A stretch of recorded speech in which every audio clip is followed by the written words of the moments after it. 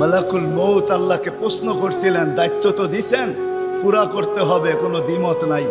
কিন্তু মনে ভাবে মানুষ সারাদিন আমার নামের চর্চা করবে, খালি বলবে এই লোকটার কোনো কাজ নাই, শুধু সারাদিন গাজীপুরে ঘুরতে থাকে, যাকে মনে চায় তাকে উঠায় নিতে থাকে, সারাদিন আমার আলোচনা করবে, মানুষের মুখে মুখে থাকবে। তো আল্লাহ প্রতি উত্তরে বলছিলেন, সাআজআলু লিল মাউতি সাবাবা, আমরা মৃত্যুর কারণ বানায় দিব। ইয়াযকুরু সাবাব ওয়া ইয়ানসা, মানুষ কারণ নিয়ে আলোচনা করবে, তোমার নাম ভুলেও নিবে না। এখন নাম নিতেছে ডেঙ্গু, কয়েকদিন আগে নাম নিছে করোনা, কখনো নাম নেয় স্ট্রোক করছে, কখনো নাম নেয় এটা সেটা, ঠিক না? হ্যাঁ, আরেকটা কারণও আছে। শুধু নবীজির দিকে তাকায়, এই উম্মতের জন্য আল্লাহ এটা করছেন, এই উম্মতের জন্য। এই উম্মতকে আল্লাহ আখেরাতে শাস্তি দিতে চান না। হায় হায়, উম্মত যদি নবী চিনত। আয়সা পড়ছি অবেলা, তো হাতে সময়ও নাই, আর হইল ওয়াজ মাহফিল, অন্য কিছু হইলে হয়তো ওইদিকে চলে যেতাম। নবীজি শুনানের সময় আমার কাছে এখন নাই। যে উম্মত নবী চিনে না, নবীর কারণেই আমরা পাইছি।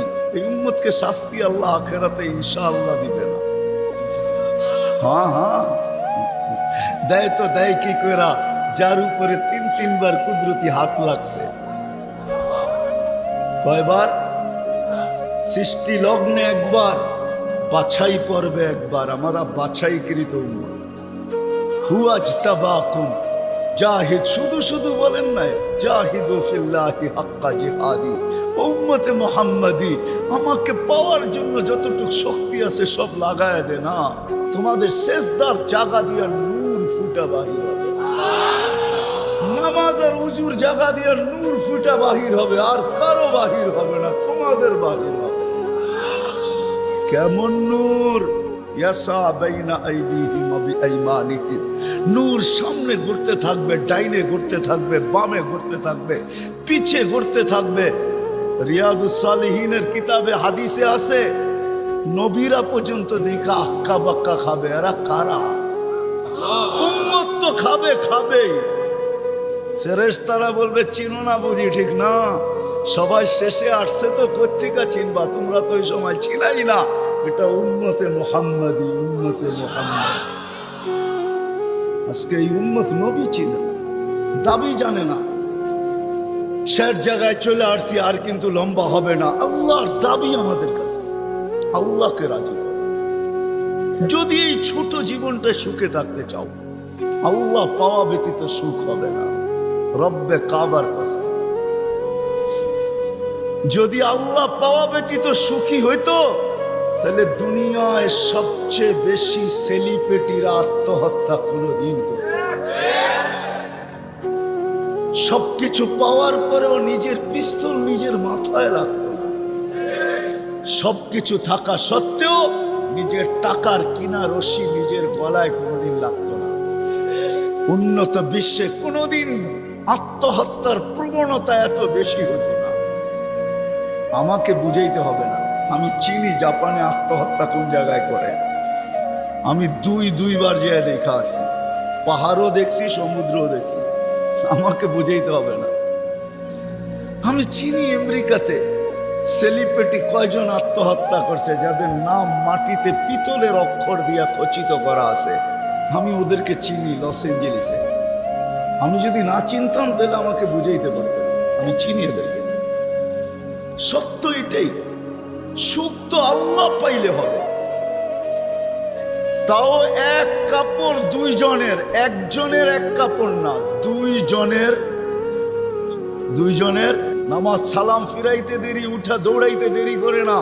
আল্লাহর রাসূল টাইকা দাঁড় করাইছেন, সালাম ফিরাইতে দেরি, দৌড়াইতে দেরি করো না। কারণটা কি? নামাজের পরে দোয়া আছে, তসবিহ আছে, তাহলিল আছে। আমি কথা বলি, তুমি শোনো না। চোখের পানি ছেড়া দিয়া বলতেছে, ইয়া রাসূলুল্লাহ, দুইজনের এক কাপড়। দেখেন দিলে লাগে কিনা। দুইজনের ভাই কাপড়, এক কাপড় দুইজনের। আপনি সালাম ফিরান, আমি ছুটা চলে যাই আউয়াল ওয়াক্তে নামাজ পড়ানোর জন্য। খুলা দেই, নামাজ পড়ে ওই ঘরের সুখ দেখাইতেছি, সুখ। স্ত্রী স্বামীর গাল ধরা চিমটি কেটে বলতেছে আমি জান্নাতি। বলছে তুমি কি করে জান্নাতি? বলছে কেন? সবরের জীবন চলতেছে, সবরের বদলা জান্নাত। কোনদিন তোমার কাছে চাহিদা তো দূরের কথা, নিজের মনের কাছেও করি নাই। অভিযোগ তো তোমার কাছে দূরের কথা, অন্যের কাছে দূরের কথা, মনে মনেও কোনোদিন অভিযোগ করি নাই যে আরেকটা কাপড় আনে না কেন। সুখ এটার নাম। স্বামীর চেহারাটা একটু মলিন হয়ে গেছে, তো স্ত্রী আবার চিমটি কেটে বলতেছে চেহারা মলিন কেন? তুমি জান্নাতে চলে যাবে। আমি তুমি কি আমার মতো স্ত্রী পেয়ে শুকরিয়া আদায় করো না? তো হাসতেছে, বলতেছে পাগলি, একবার ডেলি 100বার। তাইলে শুকুরের বদলাও জান্নাত। দুজনে জান্নাতে যে ফুর্তি করবে।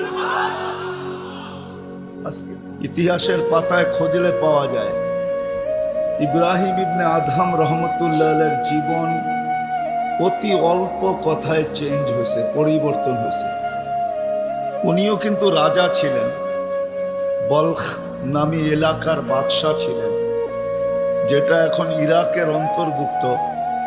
ঐতিহাসিক নাম যদিও বলখ, বর্তমানে ওই নামে তার নাম নাই বিদায়, চিনতে অনেক কষ্ট হয়। তো উনি অনেক কথায় ওনার জীবন চেঞ্জ হয় নাই, অল্প কথায় জীবন চেঞ্জ। রাত্রে ঘুমন্ত ছিলেন, ছাদের উপরে কারো চলার আওয়াজ ওনার ঘুম ভেঙে ফেলছেন।